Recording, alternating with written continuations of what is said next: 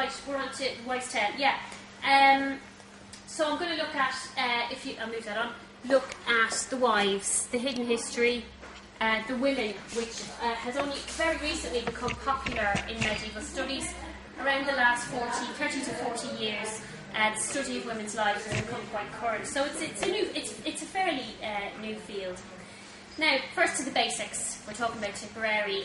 Grants of lordship were given by John, Lord of Ireland, in 1185 to 3 individuals in Tipperary. I'm sure everyone here knows their names. William de Burgo, Philip of Worcester, and Theobald Walter, the founder of the Butler family in Ireland. And, of course, the Journal of the Butler Society is filled with articles by people like C.A. MP on the family.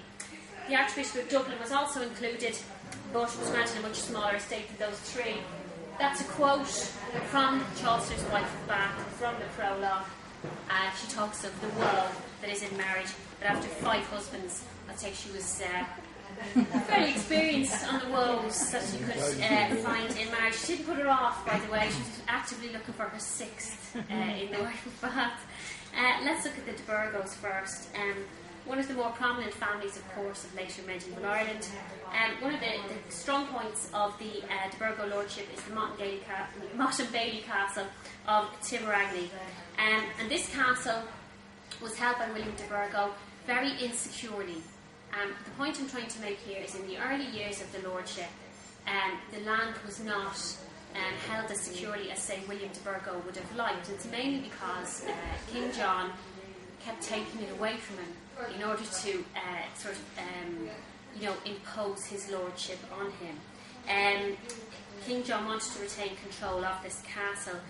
A second vital strong point within the de Burgo lordship is the Mott and Bailey Castle in Kilfeacle. I think I have a picture of it, or of what's... Oh no, I've here, look, I've a little thing here in for you just to look at. I'm just going to talk about its settlement in the Shore Valley, because I will be talking about the manorial settlement, the imposition of manors, the basic unit of Anglo-Norman administration. As I'm sure you'll know, it generally consists of a small castle, a mill, and farming lands, and maybe a church as well. So they have here borough, motte, and moated settlements. So you have those there. This is just giving you an idea of how densely settled it actually was in this period. Where was the first one, Rick? Sorry? What was the location of the first one? Tipperary. Where's that? Next to Shore. Yeah. Okay, thank you. And then there's Kilfeacle, which I think I have a picture of. Can you try the next one? Yeah. One after? Yeah. That's what's left of it now. So this castle is west of the shore, adjacent to uplands in West Tipperary, and it's central to de Burgo's ability to pacify and defend against the Gaelic population in the area, which is still very active in this period. This castle and the lands are taken off de Burgo sometime between 1185 and 1203 and returned in October 1203. Again, part of the pattern of John imposing his lordship, very erratic on them. So the point is, at a very critical time in the history of the colonisation of Tipperary, principal lords such as de Burgo were not in full control of the colonisation. And the point I make with this, which I'll talk about later, is there's a huge Gaelic, seems to be a huge Gaelic proportion in the tenantry, which is very unusual. I've done manors in the east of Ireland, particularly one over near the passage tombs of Newgrange called Douth. And they did a survey of that in 1253, and the tenantry seems to be overwhelmingly English, which you would expect, but it doesn't seem to be happening here, which is quite interesting. So de Burgo, the pattern of it is de Burgo keeps being deprived of his lands. He had a fight with the King's Justiciar, Milo Fitzhenry, in 1203, and he got his lands taken off him again and handed back in 1204. Now, interestingly, when the King handed him back his lands, there's a quote in it, and it said that King John granted his peace, that is his protection, to the tenants of William de Burgo who have fled from their lands. So what that tells me, reading that, is that there's trouble, and the trouble can only come from one source, and that's the local uprooted Gaelic elite who are still active and still attacking. This is in 1204, so it's not a peaceable place to be. William de Burgo remained in stable possession of his lands for only a year, as he died in 1206. The heir was a minor, and this exacerbates the instability. When the heir is a minor, there's no one there in control. Normally, because of de Burgo's status and the lands he held. A tenant of his, or a lord of his stature, the heir would be taken away and given to someone else to rear. Possibly the king would hold on to it, and that person would also hold the profits of his land. So it's quite profitable to have an heir, but it's very unstable for the community. The minority lasted 14 years, and his heir Richard was granted possession of his father's lands in August 1220. Now he married a very interesting woman. He married Egidia de Lacy. The next slide, please. She's reputed to have been born here, which is Trim Castle. I say reputed. When you talk about women in the medieval period, especially in Ireland, there's a lot of if, buts and maybes. A lot of, say, information that we'd have might be deemed apocryphal. It'll be folk tales and stories that have come down to us, that a lot of were collected in the 19th century, which I'll talk about at a later stage as well. So there's no real evidence. The reason I say this is because quite a lot, it seems, of the women of the Anglo-Norman class, the conquering class, didn't come to Ireland. That's not a major problem. The nobility are international in scope at this period. They hold lands in England, in Ireland, in Wales, in France. They're constantly on the move. So if she doesn't come over with him to Ireland, she'll meet up with him somewhere in Wales or in France and so on. So that's just an aspect of it that's quite important. A lot of them didn't want to come. It's a land war, so they really weren't interested in coming to it. Egidia is the daughter of Walter de Lacy by his second wife, Margaret de Brays. Again, it's just telling you the international nature of these. The de Brayses are martyr barons from Wales, so they're still holding on to their links back to sort of the Welsh nexus from whence most of the Anglo-Norman conquerors came. Richard died in 1243, leaving 3 minor children who were sent to the king's custody. Not their mothers. Their mother didn't always get them, quite rarely in fact. What I've come across many times is mothers applying for custody of their children, and then they would be granted a pension by the king with which to feed and clothe them. These children are valuable, so they're not just given to the mother, especially if she has powerful, her own natal family is powerful. They may take control of the heirs, may cause ructions in the locality, so you have to be careful. When Richard was in possession of his lands in Tipperary, he was an absentee landlord. And again, it's another major problem in the lordship of Ireland. He's generally flitting about. He spends a lot of time in France. He returns to Ireland in 1225 and he gets showered with honours. He gets appointed Seneschal of Munster, Constable of the King's Castle of Limerick, and the following year his attentions turn west. A claim to Connacht is revived in his name, and he sets off to try and pacify Connacht, which hasn't really been approached and pacified by the Anglo-Normans. The O'Connors are still in control over there. So between 1225 and 1242, he's in Connacht. He's constantly fighting. He's away. He's a military adventurer in the mould of his father. He doesn't appear to be a man who's very good at maintaining a peace, but he's excellent at maintaining a war. And that's what he does. So in 1242 he's with the king in France, and he died in 1243. Meanwhile, what's happening with Egidia? She's at home. She appears to have spent quite a bit of her time in Ireland.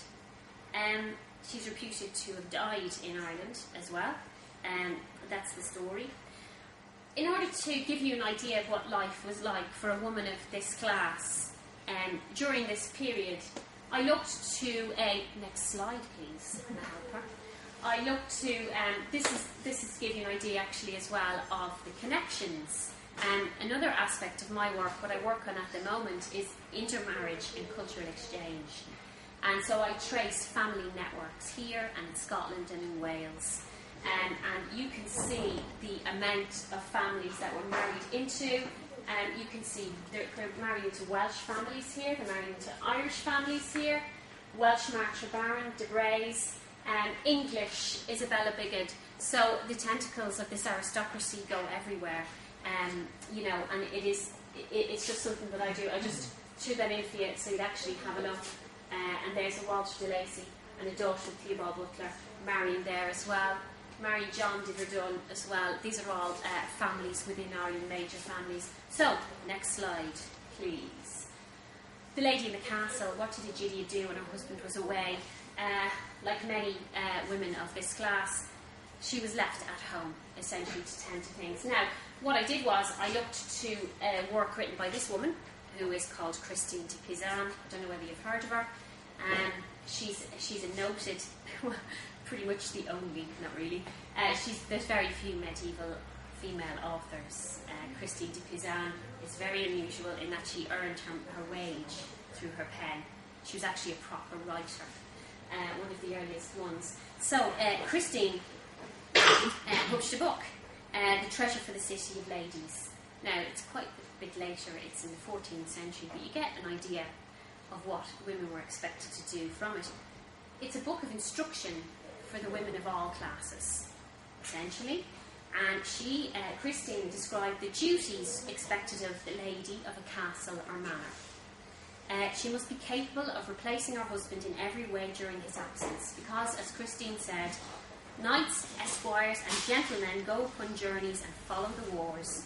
It beseemeth wives to be wise and of great governance, and to see clear in all that they do, for that most often they dwell at home without their husbands, who are at court or in diverse lands. She is writing for primarily a French audience, but the culture of the upper classes in the later medieval period is French for a lot of the time, so it rings true. Christine points out as well that a lady, such as Egidia, must be skilled in niceties of tenure and feudal law. In case the lord's rights were invaded, of course the lord has his own court, in which he makes judgments, so his wife would be expected to stand in there. She must know all about the management of the estate, very important. She must supervise the workers, especially the bailiff. She must understand her own role as housewife and budget wisely.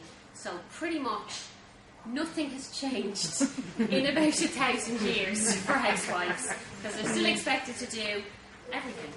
Anyway, Christine wrote this down. If you go on to the next one, I have down what are the duties of a wife, according to the medieval kind of mindset. Almsgiving, okay, that explains itself. Household expenses, payment of officials and women. That could mean washerwomen, things like that, women who were doing chores around the place. Gifts, jewels, dresses, miscellaneous expenses as required, otherwise known in Jane Austen terms as pin money. But important. Show is important in the Middle Ages. You needed to show that you were wealthy. Your husband needed to show that he was wealthy through you. So this is actually this fulfills an important social role. It's display, and it's extremely important. In the Middle Ages, the management of a household is extremely complicated. It can be. If you can imagine someone of the status of Egidia de Lacy, she would be supervising a household, in some cases, of dozens of people. And in the really great households, in the household of, say, an earl, it could be a couple of hundred people.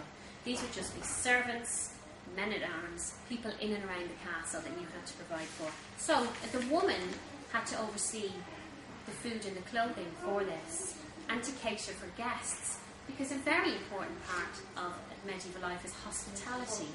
And again, it's tied in with the idea of show.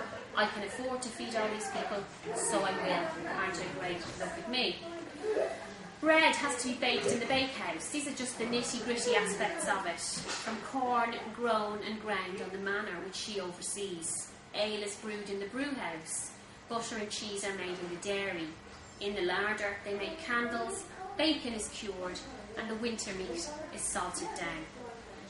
She also oversaw spinning and the making of cloth, which is because they obviously dressed themselves. Now they could, the richer they were, obviously they would buy in fabrics. But for most of the servants around the manor, their clothes had to be made for them. So the task of the lady of the manor is complex, and it's full-time. And on top of that, she often had to look after the children as well. There were many children to upper class medieval women. I think the next one has a quote for Christie. Yeah. And she had to fight battles, which is important as well. And here she talks about this, Christie. So she talks about the need for a woman to fight, to command her men, if needs be. In the medieval period, a common misconception that I find, a misconception that I find when I talk to people is they do tend to think that women were more or less sequestered, and that they lived lives which were sort of devolved away from the main action. That couldn't be further from the truth. Someone like Gillian de Lacy, she was born in Trim Castle, and many women of her ilk are brought up amongst soldiers.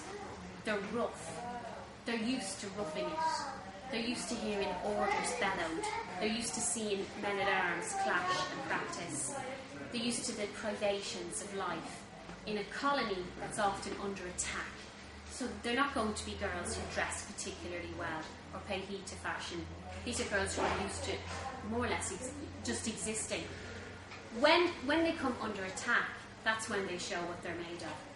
A very good example of a woman who came under attack is a woman called Isabel Marshall, who was the Countess of Leinster.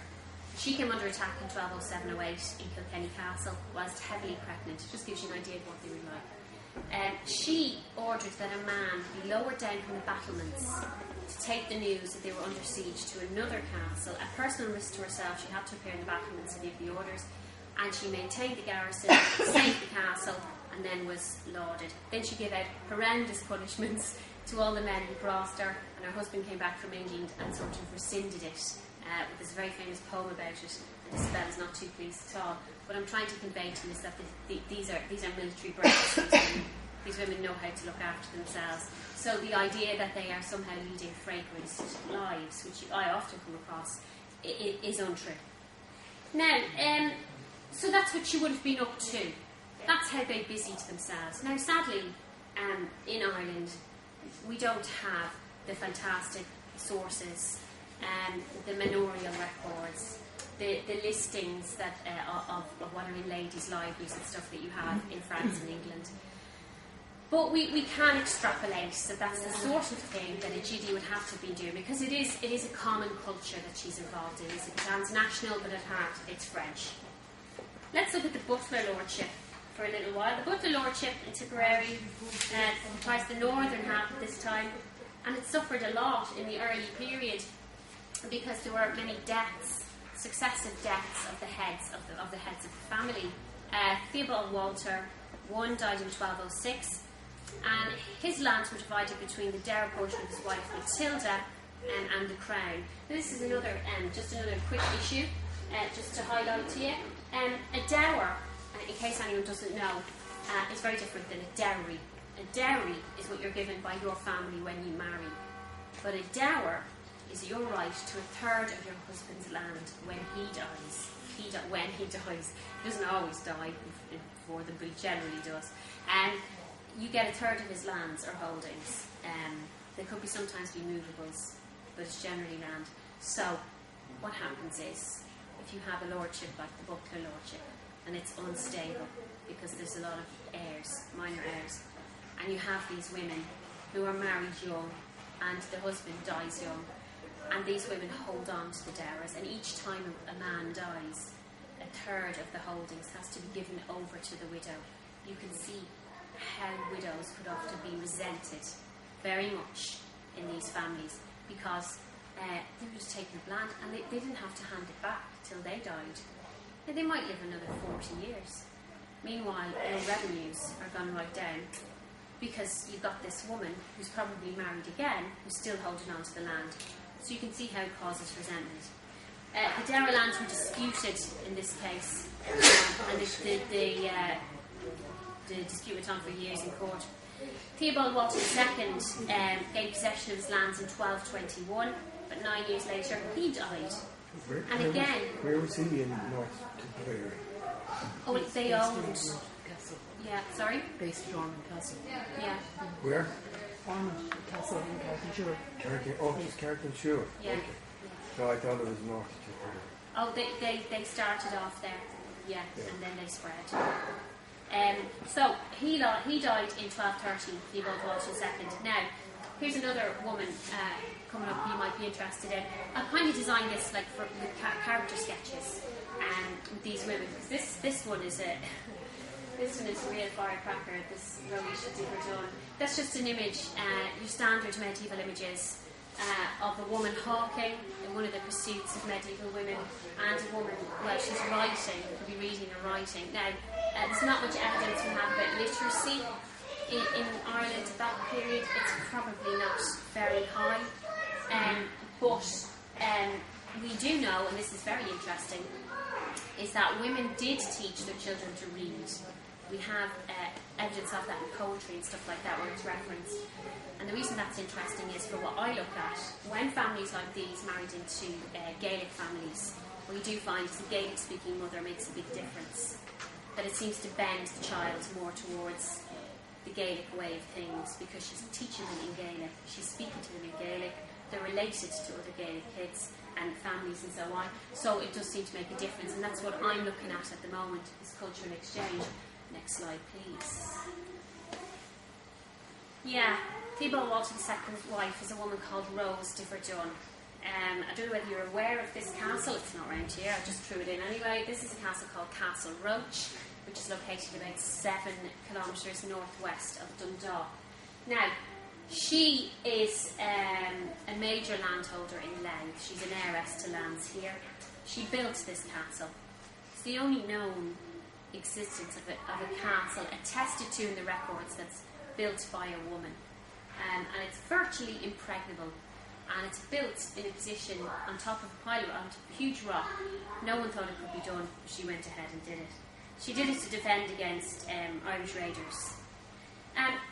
So she married Theobald II in 1225.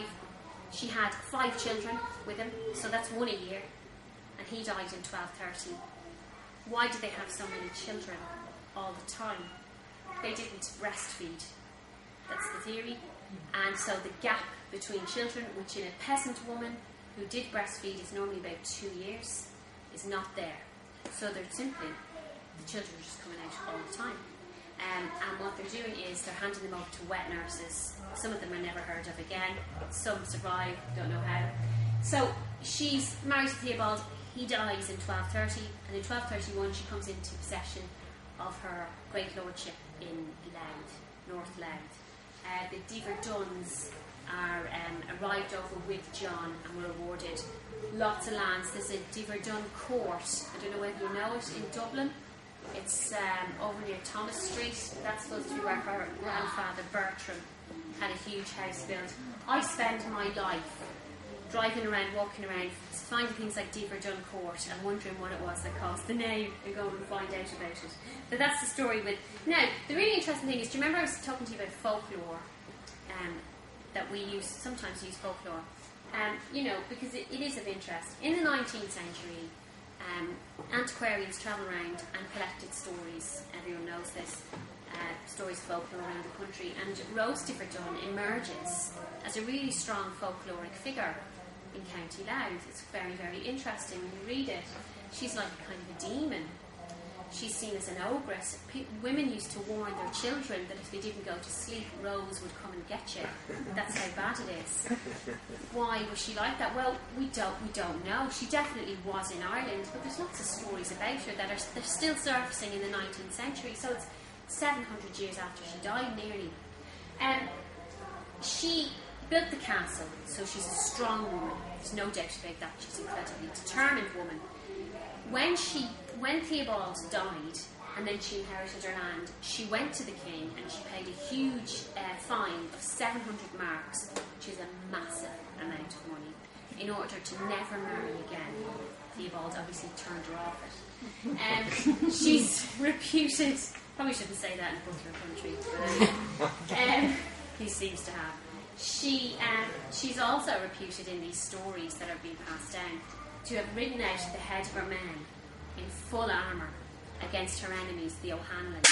Now, if you're not familiar with where that is, outside Dundalk, is really, it's on the real borderlands, the Macara between Irish and English. So it would have been essentially a really dodgy place, as rough as you can get, and absolutely just a constant focus of raiding and warfare. And like many medieval women, though, there's 2 sides. There's that side where she can muck in and she can look after herself. She's never out of the courts, either for her dower lands down here or her own lands. Anyone who impinges on her lands is immediately taken to court. but she's also extremely pious, and she founds churches. She donates to the church. I mean, it's all self-centred because they want to get into heaven. It's not like they care, really. And she founds a priory called Grasdieu in Leicestershire, and she retires there in 1242, and her son enters into her lands. Now, her son is her son by Theobald Walter. He doesn't take the Butler name. He takes her name, which is probably a testament to her strength of character and her family's power base, but also she was the second wife of Theobald. So her kids aren't going to get anything from the Butlers, so why pay any heed to them? Go with the Diver Dun line, and that's essentially what they did. So when she dies, the dower lands she held here revert back to the Butlers. So that's pretty much sigh of relief for them at one stage, because they've had a lot of problems about it. The rest of I want to briefly just talk to you a little bit about these issues about being English in Ireland, about being culturally different in the later medieval period. Things like being granted your dower, that's English. That's according to the English common law, which the Anglo-Normans brought in. That's alien to the Irish tradition. So these women are adhering and are part of a culture that uses the common law and doesn't have anything to do with native law. I do Wales as well. Wales after the conquest. It's very, very different, very interesting, because in Wales the Normans did use some Welsh native law and they did adapt and they did have some respect for it. Here it doesn't exist at all. But what's fascinating are the differences for the women.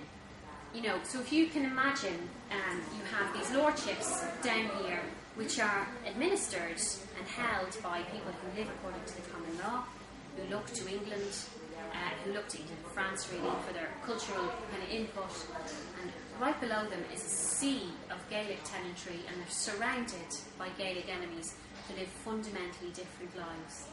And the fundamental differences show up extremely well when it comes to women, and that's what kind of fascinates me. The differences are, when you got married, if you were English or belonged to the English colony, you would probably, if you could, get married in a church. That was what was required. In Gaelic Ireland, nobody did. Marriage is secular. Marriage is not religious. And this goes on right the way through. This goes on until the 17th century. In fact, later there are still Brehon law families in the 18th century in Ireland passing judgment on cases. Under the Gaelic system there are 9 types of wife.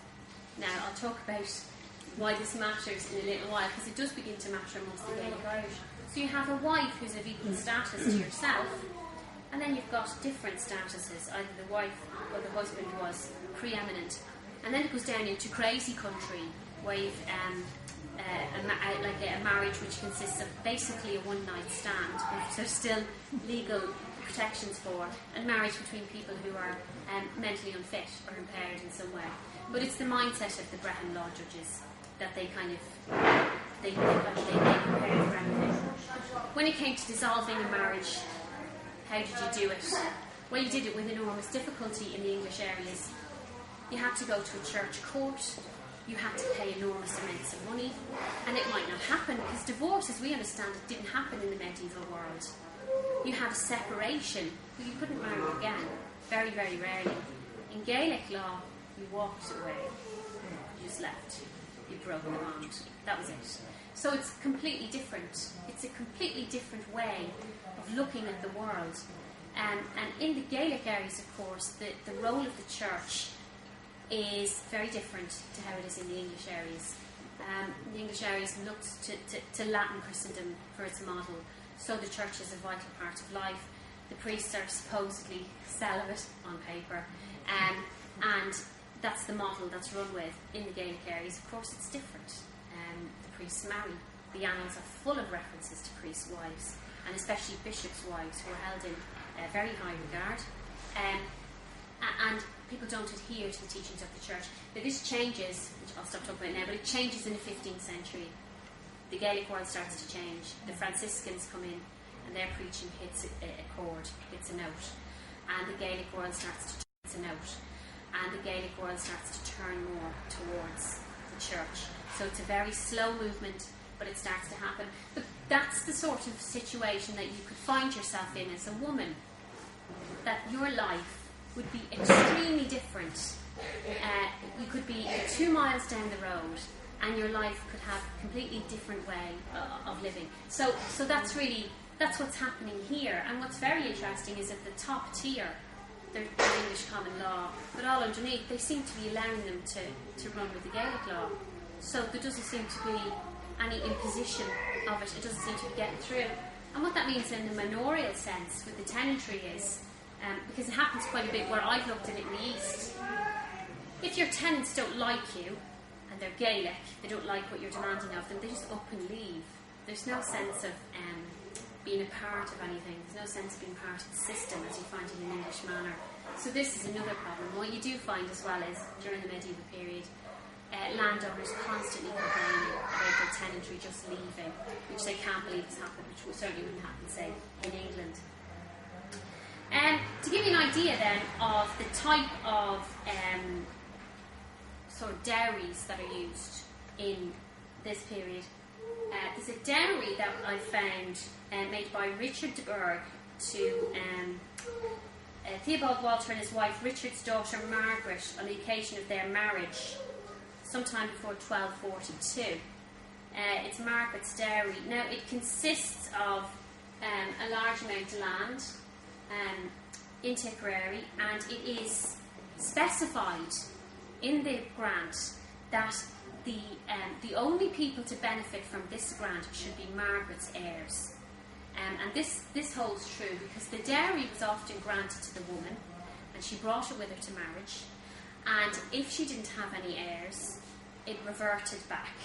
Now there's a funny legal kind of, I suppose, a loophole called the Courtesy of England, and the man could hold on to the dowry if a child was born and was heard to cry. Even if the child died, he could still hold on to the dowry for the rest of his life. So you do get some dodgy claims with people bringing in babies and saying, I heard a baby cry, I can actually hold on to the dowry. And other people saying, no, I don't think your wife ever had a baby. So you get that quite a bit. And in the Gaelic world, you don't get a dowry. Not until quite late. They begin to get them, they begin to change what's called a cuimhne into a dowry. And what that could consist of amongst the Gaelic elite is mercenary soldiers, which is another interesting development. So what you get with Gaelic wives, remember these would be contemporaries of these women, is they would have, I know one of them had 120 what are called gallaglass as her dowry. And you're not going to mess with her because she controlled them. The English woman, the woman of the English colony, when she married, her dowry went to her husband, and he controlled it. She had no say. She was slightly protected because if he got rid of it, she was supposed to give her permission. But who's going to check? I mean, who knows what kind of persuasion he might have used on her. But in the Gaelic world, the wife retained control of her dowry. So we've plenty of examples of women going out with their gallaglass and attacking other families as well, which is what you don't get here at all. But you do have, what the system they have in the colonised areas is very, very similar, more or less the same as it is in England. So women on both sides bring property with them to their marriage. And then in marriage, it's hoped, there's some representations of it there, it's done by families, it's not done by the individuals. That would just be laughable at the highest levels. You do get, in a town like this, you would get love matches. That did happen amongst artisans and lower class. You did get the phenomenon in towns of young women coming in from the countryside, working, and then saving up for their own dowry and choosing who to marry. But that's a phenomenon that is not replicated amongst the higher orders, and certainly not in rural areas. It seems to be much stricter. So these kind of women who worked are the ones who are really most hidden from us in Ireland, I suppose you could say, in general. There's been plenty of studies done, but they usually focus on the elite. I mean, my talk tonight is focusing on the elite. Why is that? Well, because that's where under the records. You know, like you're looking at they're all over the place because they're building castles or they're marrying or they're divorcing or they're doing whatever, and there's trouble. But the lower class people stay hidden. But you know, we can sort of look at studies done in other countries in the urban environment, because the urban environment is very similar. Again, it's an English environment, run the English common law, and we can see what it was like. Some documents do exist which tell us a bit about organisation. On the manners, there's a very interesting set of manorial records for Tipperary for the first half of the 13th century. They're made in 1243 following the death of Richard Berg. They're preserved in London in the Public Record Office. If you go on to the next one, do you want to see what... Well, that's just peasant women showing you what they're at. They're always really gaudy depictions of peasant women. They always look really rough and ready. Well, she's all right milking the cow, but they're busy working. What I always like about these is these are from 15th century manuscripts, but they're great because you can tell how they dressed. You know, you can see, and there are funny ones as well. But you do get a lot of in the manuscripts is sometimes the older women are properly dressed, you know, because they're practical and they're doing their work, covered up from the sun. And then you get like foolish younger women who are obviously looking to get attention. This is the way the people painted in the manuscript, and they're dressed in all kinds, you know, ridiculous ways, low-cut tops and everything, out and lifting their skirts, collecting grain, and it's just so censorious in the manuscripts about them. You often get that. But peasant women are the ones that are generally hidden from us. What did they do? Well, you know, they worked hard. They not only worked in their holding that they would have held, or in the town, whatever job they often had second and third jobs. They often sold ale outside their houses, for example. That's very common in the medieval period, and it would be very common in any of the towns.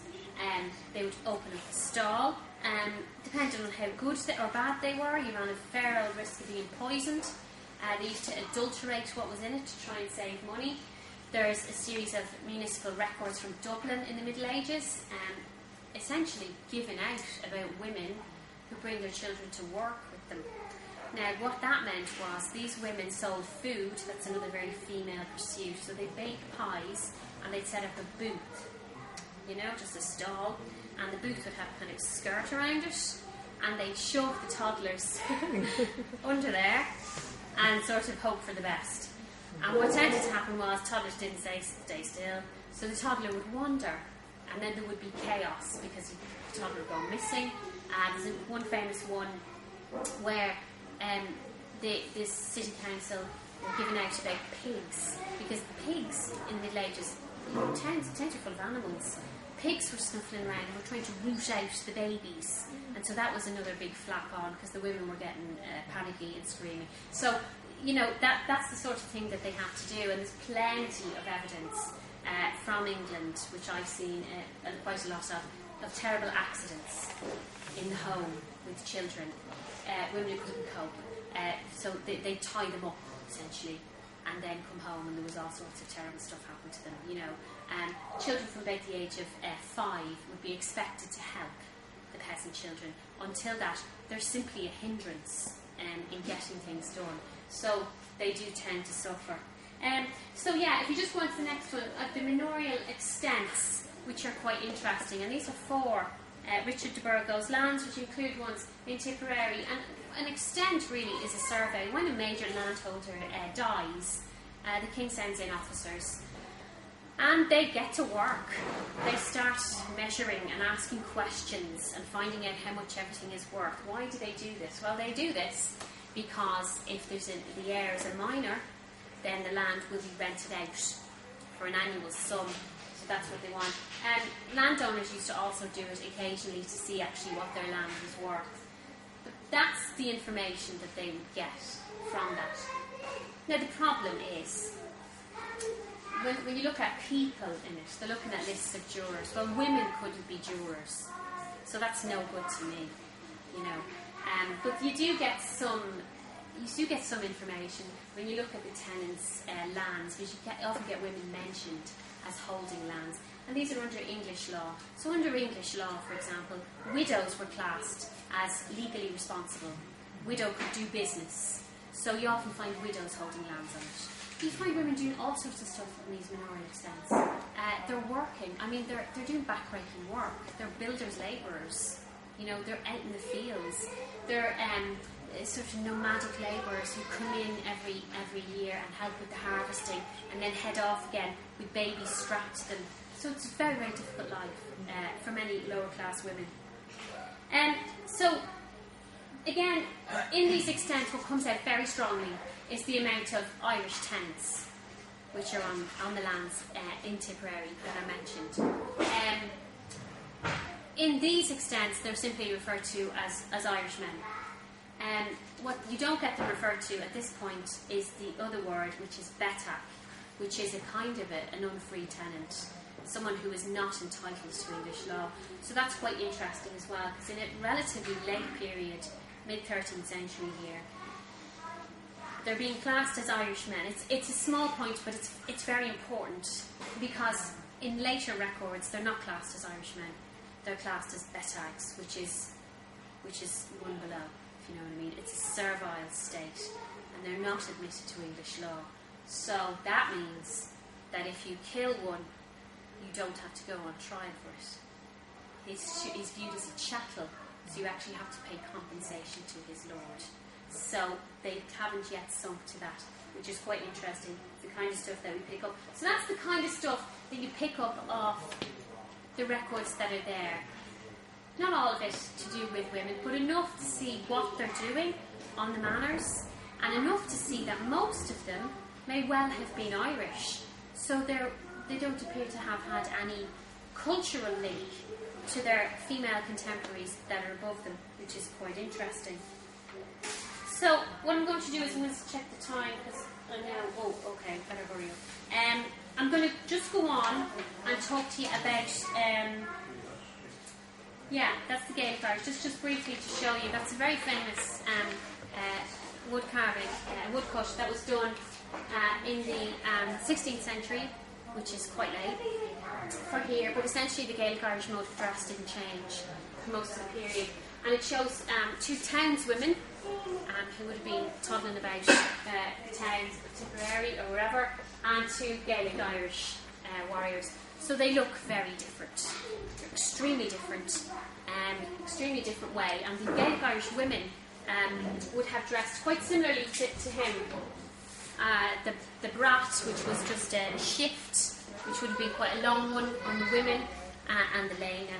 The brat, which is the cloak, and the leina, which is the shift. And they would have just been very simple clothes. The women also were different. You can see the women here are very kind of, they're very well dressed, and they could kind of go anywhere in the medieval world and fit in. You know, what they're wearing, you could take to London or Bristol. What these lads are wearing, you couldn't. They look very different, and the Irish women particularly look different because they used to bind their hair in a kind of a turban, so they would have looked very different indeed to these women here. And loose fitting clothing, very comfortable, very warm when it needed to be, cool when it didn't, but it's just perceptions of how different that they looked. So I'm going to fly now. I'm going to go on to talk about this woman here, Catherine Desmond. She's just another interesting woman that you might like, and then I'll finish up because I can do the rest in questions if you want. Catherine Desmond is another interesting character around this region. Her son, James Galdi, here, James Galdi Butler, which I'm sure you know. He's born around 1384. He's seneschal of Tipperary, early 15th century, and he's ancestor of the Barons of Clare. He's half-brother of the White Earl of Ormond. Why is that? Well, that's because Catherine Desmond is James Earl of Ormond's concubine. And this is where it ties together all this talk about Gaelic Irish and English. Catherine Desmond is the daughter of the Earl of Desmond. Catherine Desmond should not be anyone's concubine. It seems unbelievable. But she is, and she's the concubine of the Earl of Ormond.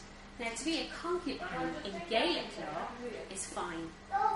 It's sanctioned by the law codes, it's absolutely acceptable way to live your life. Not so under English law in the colony. English law does not recognise concubines.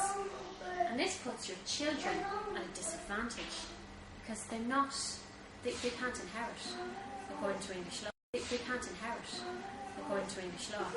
They're in a kind of a no man's land. They're illegitimate according to English law.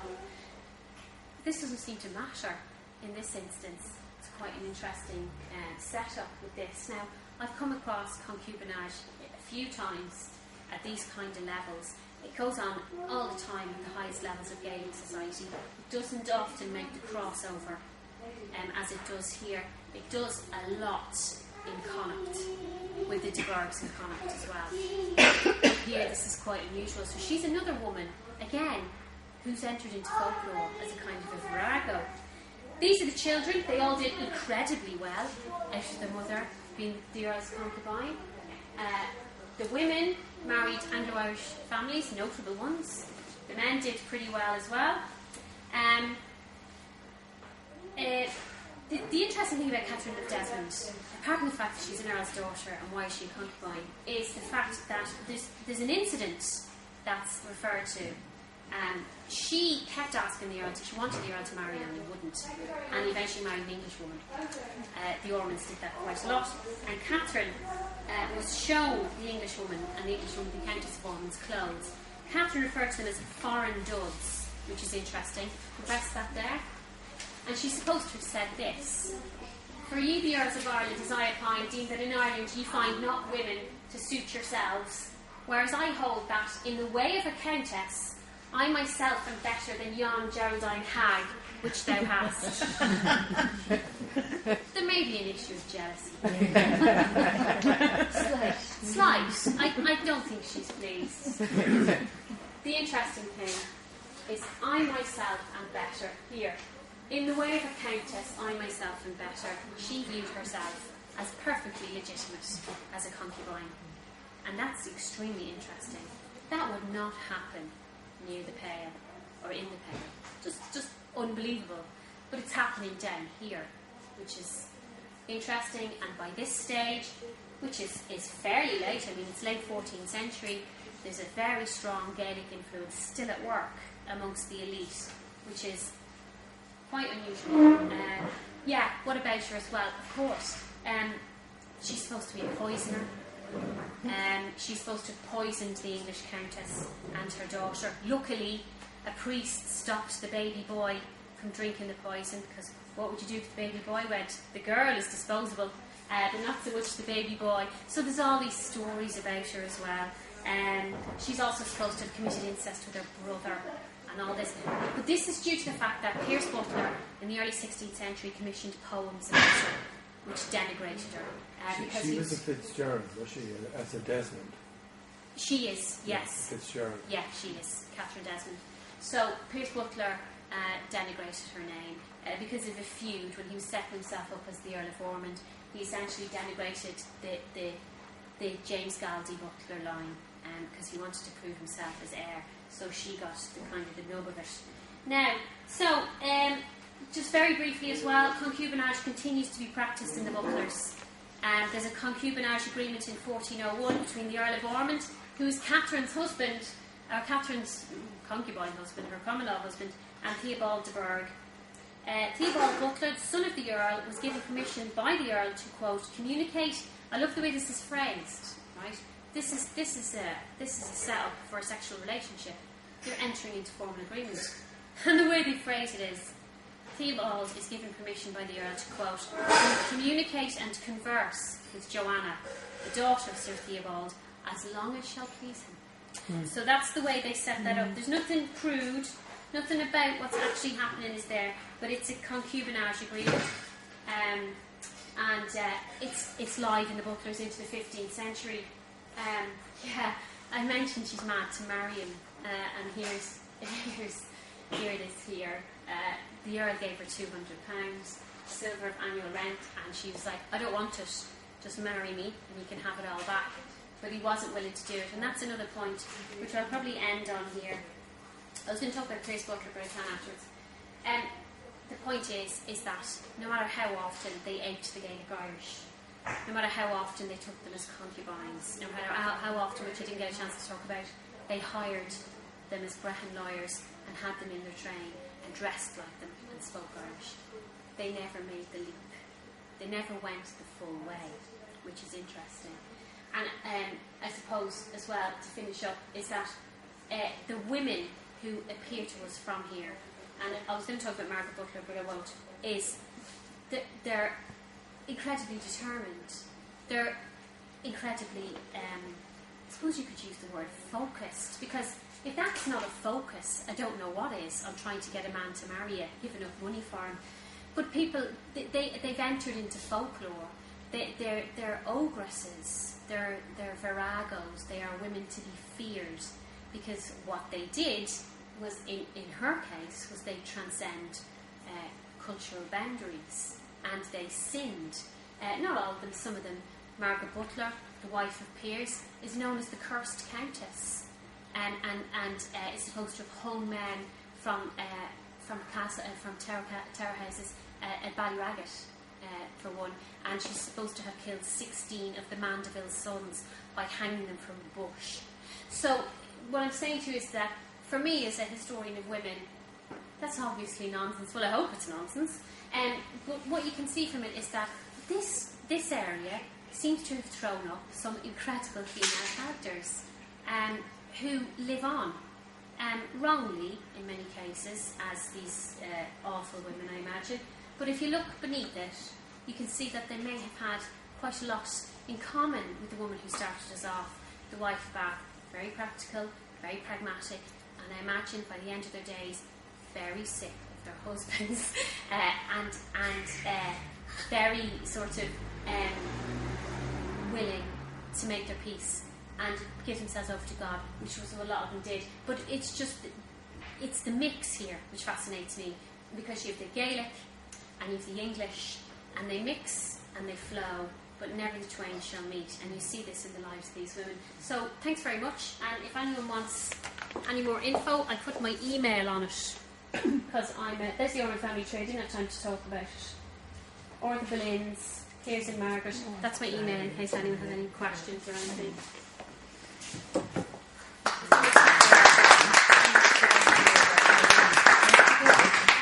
Gillian, absolutely and utterly worth the wait, and you're all right, you're fine, you're absolutely fine. I knew it would be worth waiting for, and I am delighted to say that Gillian is coming back again to Cashel to talk to us on the 20th of August, specifically on the Hackett effigies that are here in the churchyard, in the cathedral grounds in Cashel. Talk about frocks, talk about the dress, talk about the costumes, talk about all of those issues. So I'm delighted to say she's coming back, and that's as part of our Cashel Walled Towns Committee event that's taking place over the summer, and is sponsored by the Heritage Council. I forgot to mention at the outset as well today, we'd like to thank very much the sponsors of this whole lecture series in Cashel again this summer. It's our second lecture series. And this year it's sponsored by South Tipperary County Council under the County Heritage Plan, and also by the County Tipperary Historical Society. So thank you very much to all of those sponsors there. And now what I'm going to do is throw the floor open, and if anyone has questions for Gillian, we can get the ball rolling. Okay? Thank you. And apologies again for the... There has to be a technical glitch. There has to be a technical glitch. I'm the first one, aren't I? No, you're the second one. I'm the second one. Yeah. I'm surprised because normally it's the first one. Mary. The Brehon law with regards to marriage was much more it really was much more in favour with women than when the Normans came in. They brought in the Roman, wasn't it Roman? Some of it is Roman, yeah. Some of it is Germanic. Yes. Even with the Normans, you have the Morgan Gaba, which kind of turned into the dowry. That's a Germanic thing. Yeah. I don't know whether you could See, call I it see more there he went advanced. to the Roman Curia. Oh yeah, that's what they called. Yeah, that's the Roman seat. Of course, it's the papal court. Yes. That's where all petitions for divorce had to actually go to get the tick. Well, you paid enough money. I'm loath to characterise it as more advanced or not. I'll tell you why. The depends what you mean by advanced. Well, Do you know what I more mean? advantage, I think, to the women. There They isn't. had rights. They have the right to administer their dowry, which is true. But they were always under the control of a man. They were never totally free. That's an important point. They were either under the control of their father, which was not always likely, but could in the case of a weak husband, or their husband, or generally their husband. If they were widowed, it was their father or their brother, or if they had a grown-up son. They maintained strong links with their own family, Gaelic women. For example, which I didn't talk about either, you have the whole issue of fosterage in the Gaelic world. So the children were fostered out, and they were quite a lot fostered with the mother's brothers. So there's very strong links that constantly continue, and that's what I'm interested in, because you're getting Anglo-Irish kids fostered to the Gaelic mammy, and you think to yourself, there has to be something happening there, because these children are being brought up with a Gaelic identity. I don't know. You see, it's funny. It swings and roundabouts, because, like, under Gaelic law, there's no such thing as a single woman, like an unmarried woman. It just doesn't seem to exist. They don't seem to countenance it. But if you're an unmarried woman in the English colony, you could live here. You could run your own business. You can engage with people day to day. You can enter into contracts. You don't have anyone controlling you. So in a way, if you were in the most basic of terms, I suppose, in terms of control and freedom, if you're a single unmarried woman or a widow, you're away in a hack in the English colony. But if you're a wife, you're slightly better off in the Gaelic world, because you do have control over that. And you do get women who become these incredible patrons. There's a very famous woman called Margaret O'Carroll who hosted a great gathering of all the poets of Ireland, and there's a brilliant description of her in the annals, seated in cloth of gold and with all the poets, who literally would say anything for money anyway, the most reprehensible types, desperate, reprobates, all telling her she was this, that and the other. Oh, the Gaelic poets are unbelievable, they just sell their soul for sixpence. And but it's this great description, and she's the centre of power, and her husband, who's a very powerful man, is completely sidelined, because she's paying for it. She is controlled. So yeah, there is that. You see, that's what makes it so interesting, because you've that going on all the time. Two worlds. Yes. Sometimes they clash, but a lot of the time they're separate. Did that all end then with the Kinsale and the Flight of the Earls? And yeah, it took a long time. Most of us, yeah, it really begins to get eaten away with sort of the surrender and grant policy started by Henry VIII. So that's really the beginning. But you're talking end of the 17th century. It really goes. But didn't Rome have a problem with, say, priests and bishops getting married? Oh yeah, they did. Yeah. When wasn't there something they came over? Was it in the 13th century or something? There's a visitation. Do you mean there's a visitation by a man called Stephen of Lexington of Cistercian houses, and he went around the Cistercian houses and was frankly horrified at what was going on. And he described, he's quite uptight. Well, obviously he's doing his job. I say uptight. Other people would say he behaved properly. He's describing Cistercian monks who keep their wives in their rooms with them, or have their wives and families in houses just outside the monastery where they visit. He's describing monasteries where they're like essentially running businesses and not doing anything a monk ought to do. There's very little praying. But was Rinuccini, had he anything to do with that? Oh, that's much later. Yeah, that's 17th century. 17th? Yeah. Cardinal Rinuccini. That's much later. But throughout the medieval period in Ireland, the Irish are notorious for not towing the line. I found, actually I didn't include it, but there's a really funny dispensation for a butler. His surname is Butler. Now he'd be like wrong side of the blanket, and he wanted dispensation to become a priest because his father was a priest, his mother was a nun. He should have been a priest. Oh yeah, well he gave to him. There you go, family training. But that's all the time. That's constant. There's so many letters to Rome. Can I have dispensation? And the mothers are. Yeah, there's another woman. Rinalda Navrian, who ended up as Abbess of Cologne in Clare, and she was married to a butler, and she had an illegitimate. Actually, her son was an illegitimate son of a butler, and he was James Butler. He was killed by Piers Butler because Piers Butler in the early 16th century was out to get the earldom of Ormond. Despite the fact he was the third son, he got it. His mother and father lived together but weren't married. His mother was an Irish woman, and Piers Butler was the third son. And in the early 16th century, he set out to get the earldom. Anyway, it's a long story, but he killed Ronalda Nivrian's son, who was an illegitimate butler. And Ronalda, in her will, made Piers Butler the killer of her son, the executor of her will, which I always thought was kind of interesting. But it's down to the power politics at the time. By the time she made her will, Piers Butler was in the ascendant. She wanted her will to be carried out. The man who murdered her son was the one to carry it out. So yeah, he's supposed to have killed him. There's a very funny story. His wife, Margaret Butler, was a Fitzgerald of the Kildares, and she sounds very formidable. There's a description of her by a man called Richard Stanihurst, and it calls her full and bountiful of stature. She's supposed to have been man-like. That's how he describes it. Again, it's all this kind of language which is used to describe powerful women, but I think in Margaret's case she would have been really imposing. Anyway, long story short, Piers Butler is out to get the earldom. He is entitled. He's not really entitled to it, but he kind of makes his way up to it. He's on the run with Margaret, and Margaret's heavily pregnant, and they're hiding out pretty much around here, and they're, miserable. Kind of Munster's not the place in winter to be hiding out, and Margaret's heavily pregnant, and she decides she wants wine, and Piers has to go and find it. Because no matter the hordes of the butlers he has to face, I don't think he wants to face Margaret when she wants wine. He can't have it. So off he sets, and he finds Ronalda Nivrian's son, who I mentioned, James. And James is described as wandering through a wood, dreaming of a beautiful gentlewoman called Rose Barr.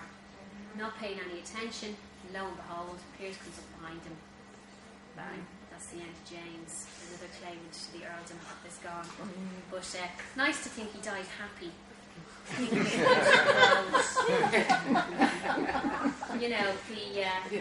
He seemed to be enjoying himself before the end came. So that's the story. Yeah. Okay. I think if we have no more questions, we'll wrap it up there. I forgot also to mention big thanks to the library here in Cashel as well, and everyone who's administering the funding to the Cashel Heritage Trust, and all of the funding has been run through as well.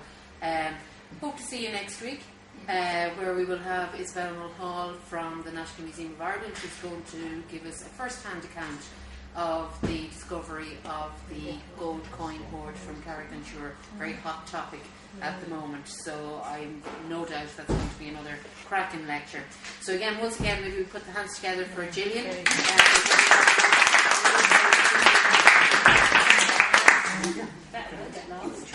If anyone has any questions or anything, you can email me and I can direct you towards topics if you are interested in them, so don't be afraid.